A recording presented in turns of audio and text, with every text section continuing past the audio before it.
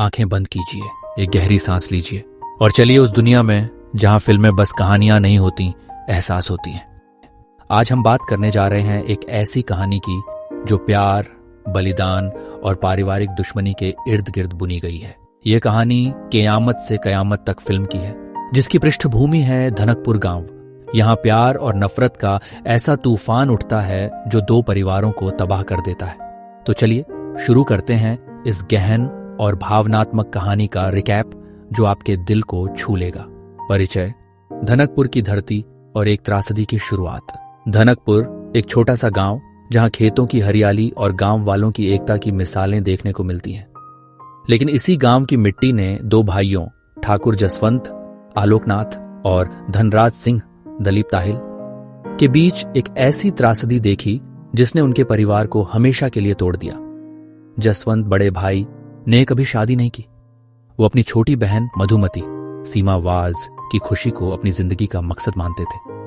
वहीं धनराज छोटे भाई अपनी पत्नी सरोज, बीना बनर्जी और बेटे राजवीर उर्फ राज आमिर खान के साथ एक सुखी जीवन बिता रहे थे।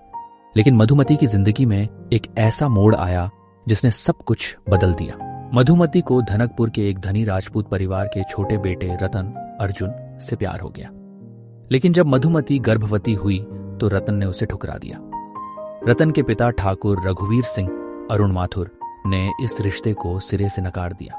मधुमती की हालत और परिवार की बेइज्जती से टूटे जसवंत ने गांव छोड़कर दिल्ली जाने का फैसला किया, जहां उनकी दूसरी बहन पार्वती चारुशिला अपने पति भगवान दास अहमद खान और बेटे श्याम राजेंद्रनाथ जुत्शी के साथ रहती थी। लेकिन इससे पहले कि वो कुछ कर पाते, मधुमती अपने प्रेमी की बेवफाई और परिवार की बेइज्जती से टूटकर आत्महत्या कर लेती है। इस घटना से गुस्साए धनराज रतन की शादी के दिन उसकी हत्या कर देता है और जेल चला जाता है। इस हादसे के बाद दोनों परिवारों के बीच दुश्मनी की ऐसी दीवार खड़ी हो जाती है जो आने वाली पीढ़ियों को भी प्रभावित करती है। कहानी का विस्तार। नई पीढ़ी, पुरानी रंजिश। 14 साल बीत जाते हैं। धनराज जेल से रिहा होकर दिल्ली लौटता है, जहां जसवंत, सरोज और राज अब पार्वती के घर पर रहते हैं। जसवंत और भगवान दास मिलकर एक कपड़े का व्यवसाय चला रहे हैं, जिसमें अब धनराज भी शामिल हो जाता है। राज, जो अब एक जिंदा दिल और संगीत प्रेमी युवा बन चुका है, अपनी कॉलेज की विदाई पार्टी में अपने पिता से मिलकर भावुक हो उठता है। इस मुलाकात में वो कहता है, बाबूजी, आपकी आंखों में जो दर्द है वो मैं मिटा दूंगा, ये मेरा वादा है। धनराज की आंखों में खुशी के साथ साथ गर्व के आंसू छलक आते हैं, लेकिन नियति को कुछ और ही मंजूर था। राज और उसका चचेरा भाई श्याम एक बिजनेस केस के सिलसिले में धनकपुर लौटते हैं। वहां राज की मुलाकात रश्मि जूही चावला से होती है। रश्मि ठाकुर रणधीर सिंह गोगा कपूर की बेटी है, जो रघुवीर सिंह का बड़ा बेटा और रतन का भाई है। राज रश्मि की मासूमियत और खूबसूरती से आकर्षित हो जाता है। रश्मि की जन्मदिन की पार्टी में वो छुप कर जाता है और खुद को ठाकुर प्रताप सिंह का बेटा रूप सिंह बताता है। लेकिन जब असली रूप सिंह वहां पहुंचता है तो राज और श्याम को भागना पड़ता है। रणधीर को जब पता चलता है कि राज धनराज का बेटा है तो उसकी नफरत और भड़क उठती है। कुछ समय बाद राज और रश्मि की मुलाकात एक छुट्टी के दौरान फिर होती है। दोनों एक दूसरे के प्यार में डूब जाते हैं। लेकिन जब रश्मि राज के परिवार से मिलती है तो धनराज उसे कड़वी सच्चाई से रूबरू कराता है। वो कहता है, बेटी, मैंने तुम्हारे चाचा रतन की जान ली थी। हमारी दुश्मनी खून से लिखी गई है। यह सुनकर रश्मि और राज दोनों टूट जाते हैं। राज रश्मि से कहता है, मैंने तुम्हें भूलने की कोशिश की, लेकिन दिल ने हर बार बगावत कर दी। मैं तुमसे बेपनाह मोहब्बत करता हूं। ये शब्द रश्मि को अंदर तक हिला देते हैं, लेकिन दुश्मनी की दीवार उनके प्यार के सामने खड़ी रहती है। चरमोत्कर्ष, प्यार और नफरत की अंतिम जंग। दिल्ली में राज और रश्मि गुप्त रूप से मिलते रहते हैं, लेकिन रणधीर को उनके रिश्ते का पता चल जाता है। वो रश्मि की शादी रूप सिंह से तय कर देता है और राज के परिवार को चेतावनी देता है कि अगर राज ने रश्मि से मिलने की कोशिश की तो वो उसे जान से मार देगा। राज अपने पिता और चाचा से झूठ बोलता है कि उसने रश्मि को भुला दिया है, लेकिन उसका दिल अंदर से टूट रहा होता है। एक दिन वो धनराज से कहता है, बाबूजी, प्यार करना गुनाह है क्या?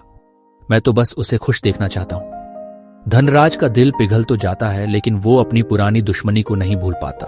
आखिरकार राज और रश्मि भागने का फैसला करते हैं। वो एक सुनसान किले में छुप जाते हैं, जहां वो अपनी छोटी सी दुनिया में खुश रहने की कोशिश करते हैं। लेकिन रणधीर को उनकी ठिकाना पता चल जाता है। वो अपने साले और भतीजे बलवंत, शिवारिंदानी के साथ कुछ किराए के हथियारों को राज को मारने के लिए भेजता है। रश्मि को धोखे से कहता है कि उसने उनके प्यार को स्वीकार कर लिया है।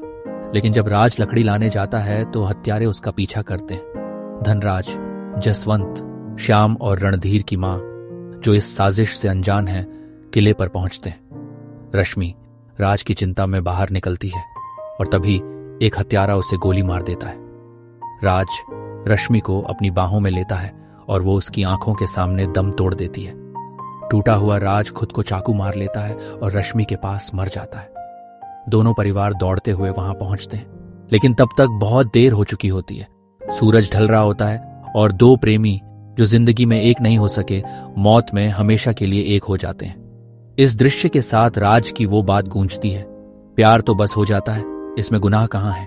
निष्कर्ष, त्रासदी से मिला सबक। मूवीज फिलॉसफी के इस एपिसोड में हमने देखा कि कैसे प्यार और दुश्मनी की जंग में दो मासूम दिल कुर्बान हो गए। ये कहानी हमें सिखाती है कि नफरत की आग में सिर्फ जलन और तबाही ही होती है। राज और रश्मि का प्यार हमें याद दिलाता है कि सच्ची मोहब्बत सीमाओं और दुश्मनियों से परे होती है। उनके बलिदान ने हमें सोचने पर मजबूर किया कि क्या हम अपने बच्चों की खुशी के लिए अपनी पुरानी रंजिशों को भूल सकते हैं। इस कहानी का अंत भले ही त्रासद है, लेकिन यह हमें जिंदगी की अहमियत और प्यार की ताकत का एहसास कराता है।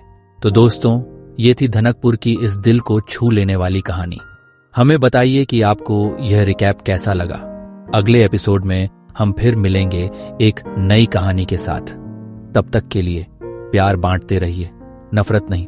नमस्ते।